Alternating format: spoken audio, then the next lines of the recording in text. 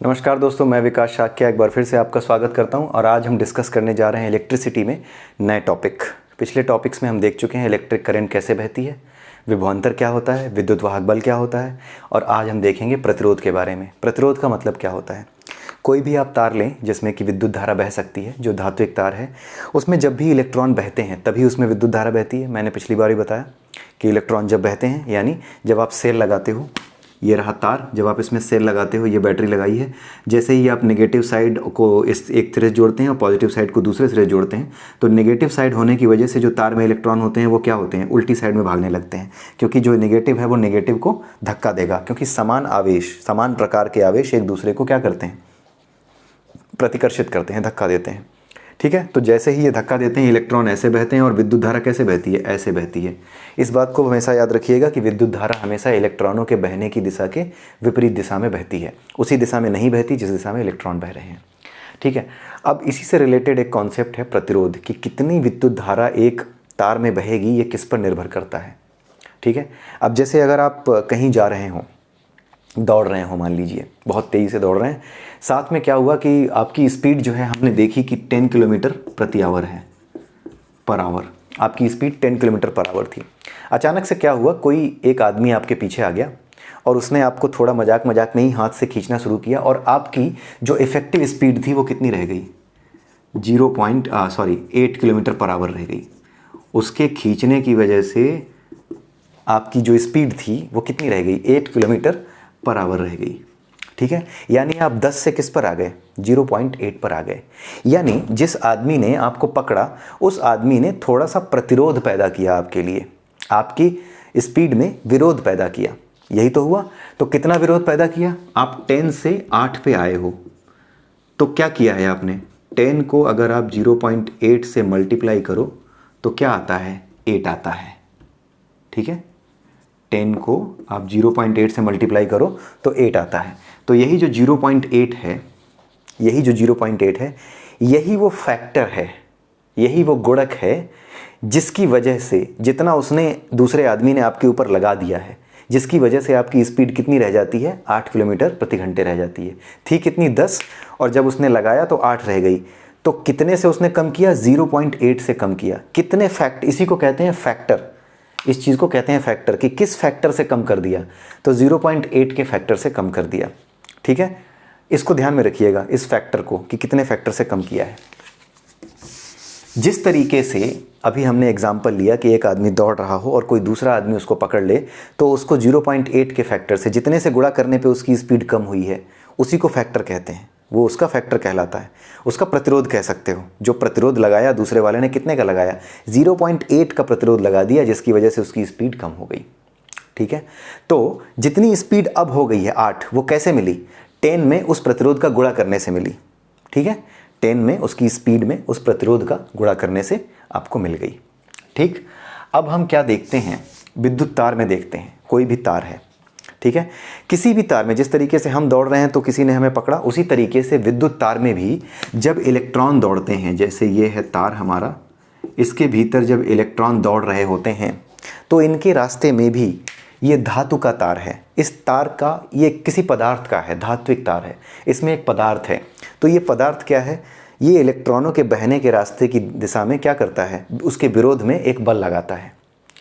ठीक है, जब इलेक्ट्रॉनों के बहने की दिशा में ये थोड़ा अपनी तरफ से बल लगाता है जो रुकावट पैदा करता है, उसी को क्या कहते हैं, विद्युत प्रतिरोध कहते हैं। या फिर आप सिंपल भाषा में अगर कहना चाहें तो किसी तार में अगर विद्युत धारा का प्रवाह हो रहा है तो उसके प्रवाह में आने वाली रुकावट, जो कि उस तार के पदार्थ के कारण होती है, उसके क्षेत्रफल पर भी निर्भर करती है, उसकी मोटाई, पतली, कितना मोटा है कितना पतला है, इस पर भी निर्भर करती है, जो उस पदार्थ के गुणों पर निर्भर करती है। कुल मिला के ये कह सकते हैं, किसी विद्युत तार में जो विद्युत धारा बह रही है उसके मार्ग में आने वाली रुकावट, जो कि उस तार के पदार्थ और उसके गुणों पर निर्भर करती है, उसकी मोटाई और उसके भौतिक कारकों पर निर्भर करती है, उसे क्या कहते हैं, प्रतिरोध कहते हैं। और बहुत सिंपल भाषा में अगर आप डिफाइन करना चाहें तो विद्युत धारा के प्रवाह में आने वाली रुकावट को, किसी धात्विक तार में विद्युत धारा के प्रवाह में आने वाली रुकावट को उस तार का या उस तार का प्रतिरोध कहते हैं। ठीक है, उस पदार्थ से बने हुए उस तार का विद्युत प्रतिरोध कहते हैं। ठीक है, अब एक चीज़ देखते हैं, जो हम इलेक्ट्रॉन बहते हैं हमारे विद्युत तार में वो कैसे बहते हैं, जब हम उसमें बैटरी जोड़ देते हैं, कोई सेल जोड़ देते हैं। सेल जोड़ने पर जो नेगेटिव एंड है वो क्या करता है, इलेक्ट्रॉनों को प्रतिकर्षित करता है, क्योंकि समान आवेश एक दूसरे को क्या करते हैं, प्रतिकर्षित करते हैं। तो जब ये नेगेटिव एंड इस इलेक्ट्रॉन को प्रतिकर्षित करता है तो इलेक्ट्रॉन क्या करने लगते हैं, भागने लगते हैं पूरे के पूरे परिपथ में, पूरे के पूरे सर्किट में इलेक्ट्रॉन्स भागने लगते हैं। तो जब ये इलेक्ट्रॉन्स भागते हैं तो जिस तार में ये भाग रहे हैं इलेक्ट्रॉन, उस तार की वजह से, उस तार के पदार्थ की वजह से उन इलेक्ट्रॉनों के रास्ते में जो रुकावट आ रही है वो क्या हो जाएगी, वो विद्युत प्रतिरोध हो जाएगी। ठीक है। और वोल्टेज हम दे रहे हैं, वोल्टेज हम कितना दे रहे हैं, जैसे आप दौड़ रहे थे 10 की स्पीड से दौड़ रहे थे तो आपने ताकत कितनी दी, 10 की दी, लेकिन आपकी जो स्पीड होगी वो किस पे निर्भर करेगी कि आपको जब ताकत दी गई दौड़ने की, आपने ताकत लगाई दौड़ने की, वो ताकत और कितने से आपको रोका जाने लगा वो ताकत, उस दोनों को मल्टीप्लाई करने पे क्या आया, आपकी असली जो ताकत थी, आपकी असली ताकत कितनी रह गई, उतनी आई। ये विद्युत सेल क्या करता है, ये विभवांतर पैदा करता है। विभवांतर एक तरह का बल है जो इलेक्ट्रॉनों को ढकेलता है। तो ये बल अंत में कितना रह जाएगा, जितना कि इसको वो दिया गया, जितना कि इसमें इलेक्ट्रॉन बह रहे हैं, यानी इलेक्ट्रॉनों के बहनों को क्या कहते हैं, विद्युत धारा, जितना इसमें विद्युत धारा बह रही है जिसको आई से दिखाते हैं। ठीक है। और वो फैक्टर, जैसे हम दौड़ रहे थे तो किसी ने रोका, तो वो फैक्टर जिसको हम क्या कहते हैं, आर, यहाँ पे हम रेजिस्टेंस कहते हैं, आर। ठीक है, रेजिस्टेंस आर, उसको, और एक्चुअली में जो विद्युत धारा बह रही थी, विद्युत धारा किसको कहते हैं, आवेश के प्रवाह को विद्युत धारा कहते हैं, यानी इलेक्ट्रॉनों के बहने को ही विद्युत धारा कहा जाता है। तो विद्युत धारा जो बह रही थी आई, उसमें आपने किससे गुणा किया, आर, वही आप भाग रहे थे 10 से और प्रतिरोध कितना था, 0.8 का था। तो दोनों को मल्टीप्लाई करने पे कितना आया, असली ताकत आई, जो कि किससे मिलती है, बैटरी से या सेल से। तो V वो होती है। तो V is equal to I into R, ये होता है समीकरण। इसमें V क्या है, वोल्टेज। तो असली वोल्टेज कितना रह गया एक परिपथ में, वो डिपेंड करेगा, वो कैसे निकल के आएगा, वो आएगा कि कितनी करंट बह रही है। ठीक है। और कितना उसका प्रतिरोध है, धातु के तार का कितना प्रतिरोध है। ठीक है। तो उतनी वोल्टेज उसको मिल रही होगी। तो ये जो समीकरण है ये हमारे सामने आया, इस समीकरण को कहते हैं ओम का नियम। ठीक है। इसी समीकरण को ओम का नियम कहते हैं। ठीक है। और ओम का नियम असल में जो लाइन बाय लाइन है वो क्या है कि किसी परिपथ में बहने वाली किसी परिपथ में वोल्टेज या विभवांतर हमेशा विद्युत धारा के समानुपाती होता है। समानुपाती मतलब जितनी वोल्टेज दोगे उसी अनुपात में धारा बढ़ेगी। ठीक है। बढ़ेगी तो, लेकिन कितनी बढ़ेगी ये इस पर निर्भर करेगा कि उसका फैक्टर कितना है, कौन सा प्रतिरोध वाला फैक्टर कितना है। इसीलिए इस चीज़ को हटाने के लिए जब भी आप ये सिंबल लगाते हैं समानुपाती या समानुपात का सिंबल लगाते हैं, तो उस सिंबल को रिप्लेस करना होता है इससे, इक्वल साइन से। तो उसके लिए आपको चाहिए होता है वो फैक्टर जो इसको रिप्लेस कर सके। तो वो फैक्टर क्या है, आर है, आर यानी प्रतिरोध। तो कुल मिलाकर के जो प्रभावी विभवांतर है वो कितना रह जाता है, करंट और जो हमारा आपका प्रतिरोध है उसके मल्टीप्लिकेशन के बराबर। इसीलिए मैंने स्टार्टिंग में एग्जांपल दिया था, एक आदमी दौड़ रहा था और उसको किसी ने इतने तेज़ी से खींचा कि उसकी स्पीड कितनी रह गई, 10 रह गई, 8 रह गई। पहले 10 थी, अब उसकी स्पीड 8 रह गई। तो कितने फैक्टर से उसने कम किया, वो था 0.8। तो वही फैक्टर वहाँ पर प्रतिरोध कहा था मैंने, यही फैक्टर यहाँ पर जो विद्युत धारा के मार्ग में रुकावट डाल रहा है या उसकी स्पीड को कम कर देता है, जिससे कि इस जो एक्चुअल विभवांतर है, एक्चुअल जो विभव है वो कितना रह जाता है, कम रह जाता है थोड़ा, उसी को कहा जाता है वास्तविक विभव। तो वास्तविक विभव जो होगा किसी विद्युत तार का, वो उसमें बहने वाली धारा और उसके रेजिस्टेंस यानी उसके प्रतिरोध के गुणनफल के बराबर होगा, उसके मल्टीप्लिकेशन के बराबर होगा। यही ओम का नियम है। अब आपको समझ में आ गया होगा कि किस तरीके से ये समीकरण बनाए जाते हैं, कैसे ये समीकरण निकाले जाते हैं और इनको समझने का तरीका क्या है, क्यों मल्टीप्लाई किया, राइट, क्यों हमने आई को आर से मल्टीप्लाई किया, क्यों हमने आर को वी से मल्टीप्लाई नहीं कर दिया, क्यों, क्योंकि जो एक्चुअल में था वो हमें वोल्टेज था जिसको निकालना था। भाई हम दौड़ रहे थे, हमारी एक्चुअल हमारा जो दौड़ रहे थे वो स्पीड अलग थी, लेकिन एक्चुअल स्पीड कितनी रह गई प्रतिरोध के बाद, वो हमारे लिए मेन रह जाती है, वो हमारे लिए मेन हो जाती है। क्योंकि दौड़ तो हम उतने से ही रहे हैं ना जितना हमें रोकने के बाद हम दौड़ पा रहे हैं, जितना हमें विरोध मिलने के बाद हम दौड़ पा रहे हैं, या फिर हमारे पैर में चोट लगी है वो एक प्रतिरोध की तरह काम करती है। हम 10 किलोमीटर पर आवर से दौड़ सकते थे, लेकिन थोड़ी सी चोट लगी है तो मेरी स्पीड 7 रह गई। तो ये जो मेरी चोट लगी है, इस चोट के प्रतिरोध का मान कितना होगा, 0.7 हो गया। क्योंकि 10 में 0.7 से मल्टीप्लाई करेंगे तो आपको 7 आ जाएगा। तो यही जो होता है फैक्टर, इसी को प्रतिरोध कहा जाता है। अब देखते हैं विशिष्ट प्रतिरोध। आप 1 मीटर लंबाई का तार लीजिए जिसकी लंबाई 1 मीटर हो, और जिसका जो नीचे वाला एरिया है ना वो गोल सा होता है, तार का नीचे वाला एरिया, जिसका एरिया 1 स्क्वायर मीटर हो, 1 वर्ग मीटर जिसका एरिया हो और जिसकी लंबाई 1 मीटर हो। तो ऐसा कोई भी तार जिसकी लंबाई 1 मीटर हो और जिसके अनुप्रस्थ काट का क्षेत्रफल, निचले हिस्से के अनुप्रस्थ काट का क्षेत्रफल, इसको अनुप्रस्थ काट कहते हैं। अनुप्रस्थ काट का मतलब समझ रहे हैं ना आप, ये आपका तार है, इसको यहाँ से काट दीजिए, या फिर लौकी है, लौकी की सब्जी तो खाई होगी, आप यहाँ बीच से काटिए, तो काटने के बाद जब ऐसे देखेंगे तो गोल सा दिखाई देगा एक हिस्सा, तो इसको अनुप्रस्थ काट कहते हैं। लेकिन जब आप लौकी है, लौकी को आप ऐसे काटिए, ऊपर से ऐसे काटिए, इसको क्या कहते हैं, लंबवत काट या परपेंडिकुलर वे में काटना। ठीक है, तो ये होता है अंतर लंबवत काट और अनुप्रस्थ काट में। तो अनुप्रस्थ काट का क्षेत्रफल जिसका 1 वर्ग मीटर हो और जिसकी लंबाई 1 मीटर हो, ऐसे तार के प्रतिरोध को हम विशिष्ट प्रतिरोध कहते हैं। ठीक है, और इसको कैसे दिखाते हैं विशिष्ट प्रतिरोध को?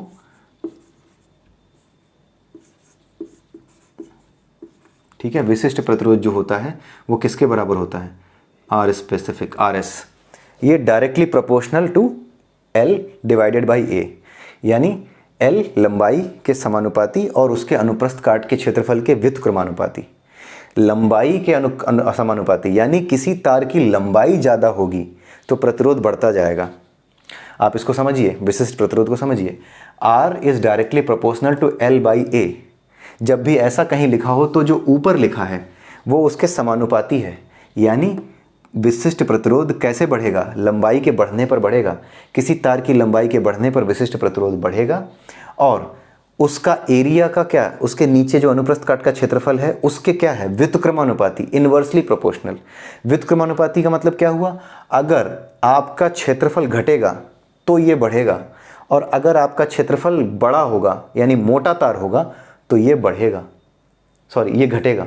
मोटे तार का प्रतिरोध घटेगा और पतले तार का प्रतिरोध बढ़ेगा। ठीक है, ये जो विशिष्ट प्रतिरोध होता है यही होता है, इसी को कहते हैं विशिष्ट प्रतिरोध। और विशिष्ट प्रतिरोध लंबाई के अनुक्रमानुपाती और अनुप्रस्थ काट के क्षेत्रफल के व्युत्क्रमानुपाती होता है। अब फिर से वही, जब ये तार है तो इस तार में जब करंट बहेगी तो भले ही लंबाई के अनुपाती हो या फिर क्षेत्रफल के व्युत्क्रमानुपाती हो, इनवर्सली प्रोपोर्शनल हो, कुल मिलाकर के किसी फैक्टर से धारा में रुकावट आएगी। तो जिस फैक्टर से धारा में रुकावट आएगी उसी को क्या कहते हैं, R is equal to rho L by A। ठीक वही चीज़ जो हमने पिछली बार देखी थी कि कितने फैक्टर से तुम पीछे खींच रहे हो, तो वो फैक्टर हमने क्या बना दिया, रो बना दिया यहाँ पे। ठीक है, इसी रो को जो है हम क्या कहते हैं, rho is equal to L by A, जिससे कि यही फैक्टर है L बाई A, लंबाई और उसके अनुप्रस्थ काट का क्षेत्रफल। इसी को क्या कहते हैं, विशिष्ट प्रतिरोध कहते हैं। 1 मीटर लंबाई के तार का और 1 वर्ग मीटर क्षेत्रफल वाले, अनुप्रस्थ काट के क्षेत्रफल वाले तार के निचले हिस्से के, तार का निचला हिस्सा जिसका क्षेत्रफल 1 वर्ग मीटर हो और जिसकी लंबाई 1 मीटर हो, उसके प्रतिरोध को क्या कहते हैं, विशिष्ट प्रतिरोध कहते हैं। यह है विशिष्ट प्रतिरोध की परिभाषा।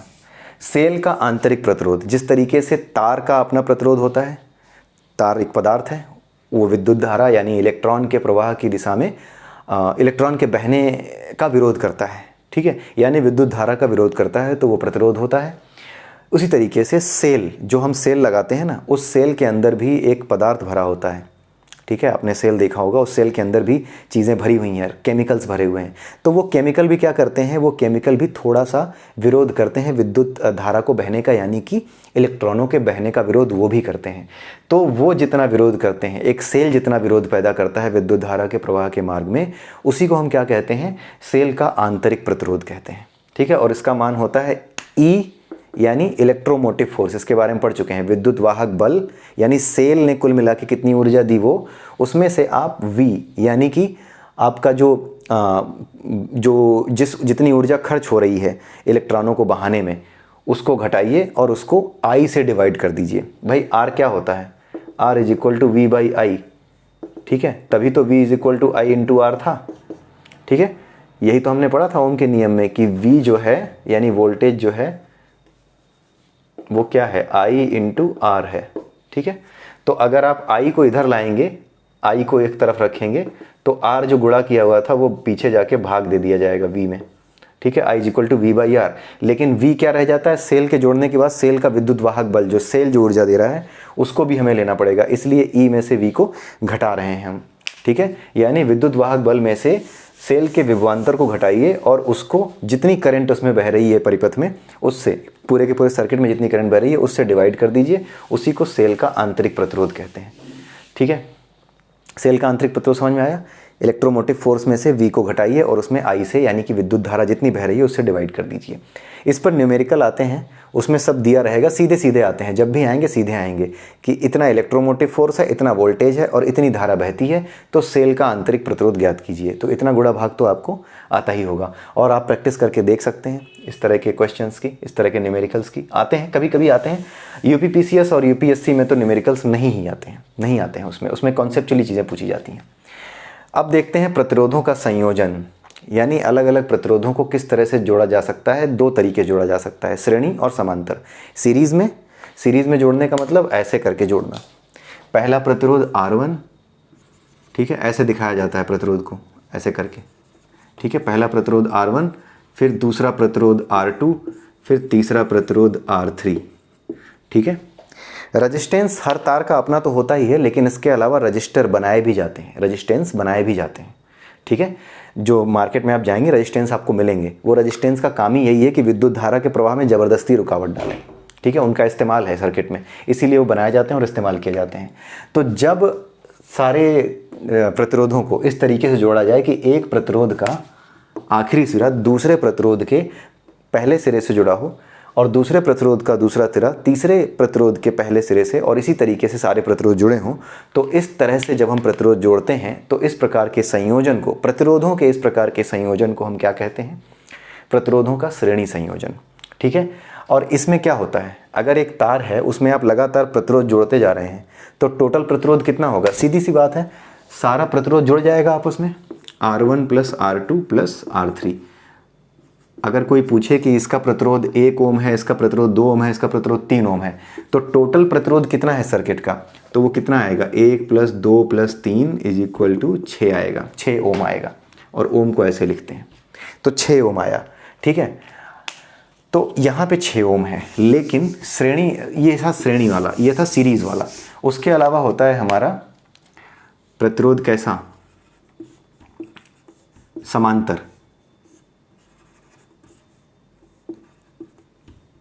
ठीक है। और ये रहा R3,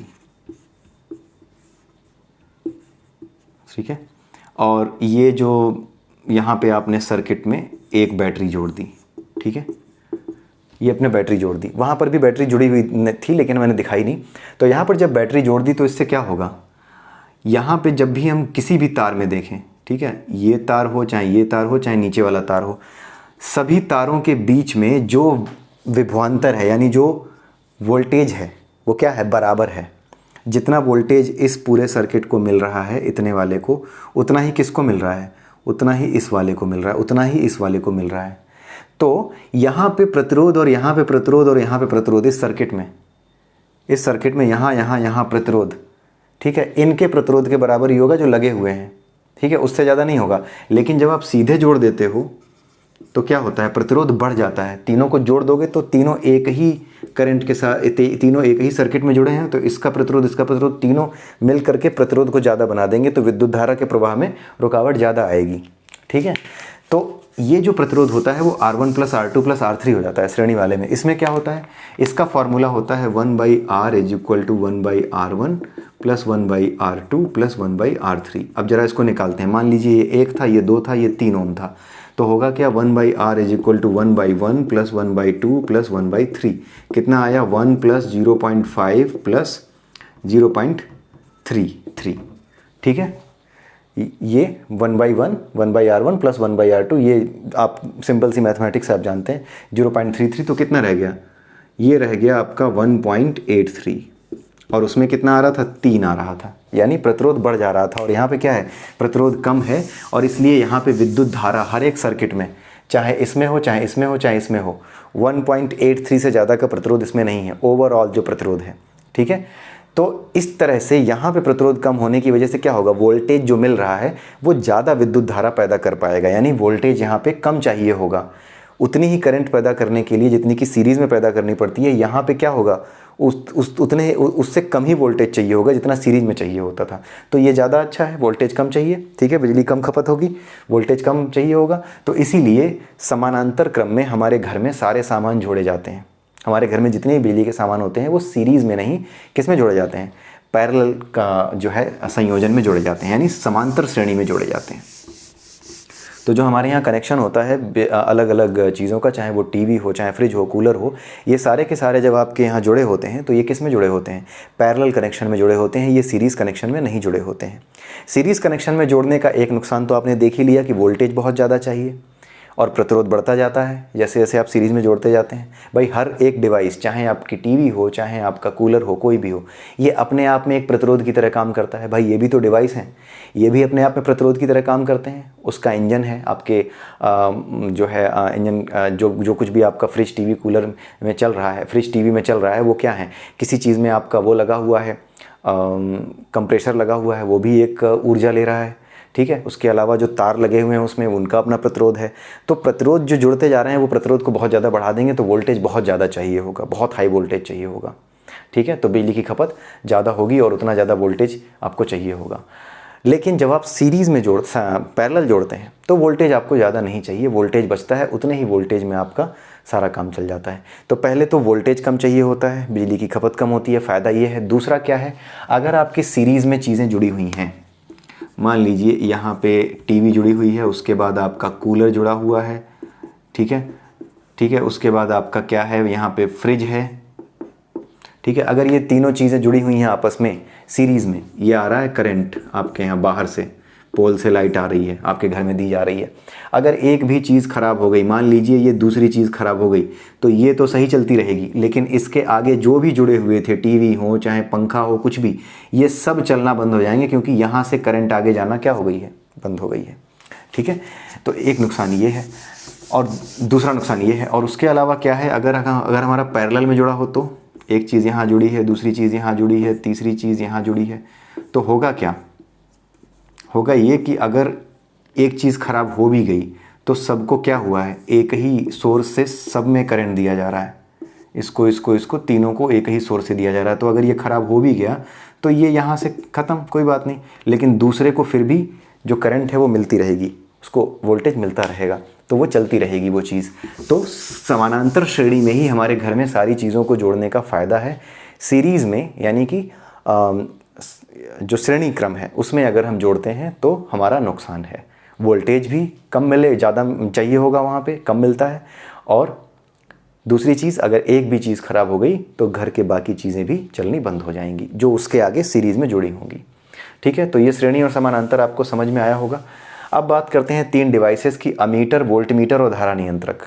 अमीटर क्या होता है, किसी सर्किट में कितनी बिजली बह रही है, ठीक है, उसको नापने के लिए जिस चीज़ का इस्तेमाल किया जाता है, यहाँ बैटरी लगी है, यहाँ पे ये लगा है, यहाँ पे जो है वो लगा दिया है। आप इसको ऐसे देख सकते हैं, थोड़ा ठीक से बना देता हूँ।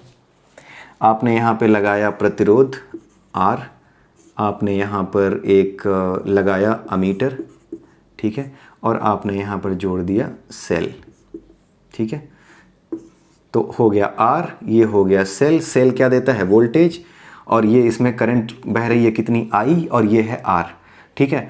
तो इसमें प्रतिरोध जितना होगा, जब आप इसको वोल्टेज देंगे तो इसमें जितना प्रतिरोध होगा उतना ही एमीटर में, यानी जो विद्युत धारा को नाप रही है, करंट को नाप रही है, उसकी रीडिंग उसी हिसाब से आएगी। अगर यहाँ पर प्रतिरोध आप बढ़ा देंगे तो रीडिंग कितनी हो जाएगी, कम हो जाएगी। क्यों? क्योंकि प्रतिरोध का मतलब विद्युत धारा के मार्ग में रुकावट, तो रुकावट का मतलब है कि जैसे ही आप सर्किट में आर को बढ़ाएंगे, ए की रीडिंग यानी अमीटर, यही वो डिवाइस है जिसको अमीटर कहते हैं, यहाँ पे रीडिंग क्या हो जाएगी, कम हो जाएगी, ठीक है। तो जो ओम का नियम था उसका सत्यापन करने के लिए, उसको प्रूफ करने के लिए इस तरह की जो लेबोरेटरी में एक्सपेरिमेंट किए जाते हैं, कॉलेज स्कूलों में आपने जब पढ़ा होगा, देखा होगा, वहाँ पे ये अमीटर लगा करके जो एक्सपेरिमेंट किया जाता है वो बेसिकली इसी ओम के नियम का सत्यापन होता है, प्रूफ ऑफ ओम्स लॉ।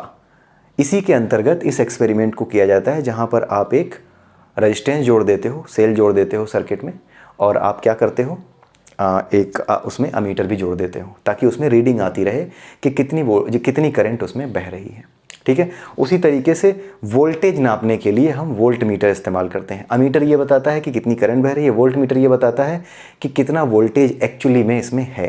तो वो भी क्या है, वो भी ओम के नियम को ही सत्यापित करता है। जैसे जैसे रेजिस्टेंस बढ़ाओगे वोल्टेज क्या होगा, कम होता जाएगा। ठीक है। उसके अलावा है धारा नियंत्रक। धारा नियंत्रक मतलब करंट को बढ़ाना है या घटाना है। ठीक है। तो धारा नियंत्रक असल में क्या हो गया, एक तरीके का क्या है, रेजिस्टेंस है, यानी प्रतिरोधक ही है। धारा नियंत्रक एक तरीके के प्रतिरोधक की तरह ही काम करता है। करंट को बढ़ाना है तो प्रतिरोध बढ़ाना होगा, घटाना होगा, और करंट को घटाना है तो प्रतिरोध को बढ़ाना होगा।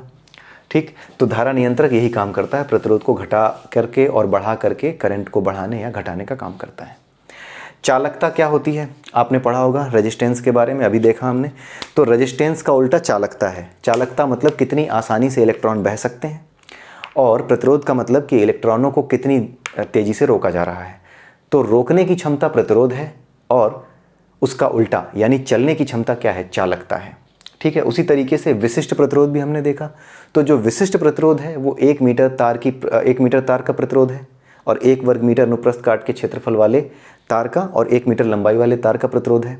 ठीक है। उसी तरीके से उतने ही लंबे तार की जो चालकता होगी, 1 मीटर लंबाई वाले तार की और 1 वर्ग मीटर अनुप्रस्थ काट क्षेत्रफल वाले तार की जो चालकता होगी, उसको क्या कहेंगे, विशिष्ट चालकता। यानी चालकता और विशिष्ट चालकता किसके उल्टे हैं, प्रतिरोध और विशिष्ट प्रतिरोध के उल्टे हैं। बस इतना ही जानना काफ़ी है।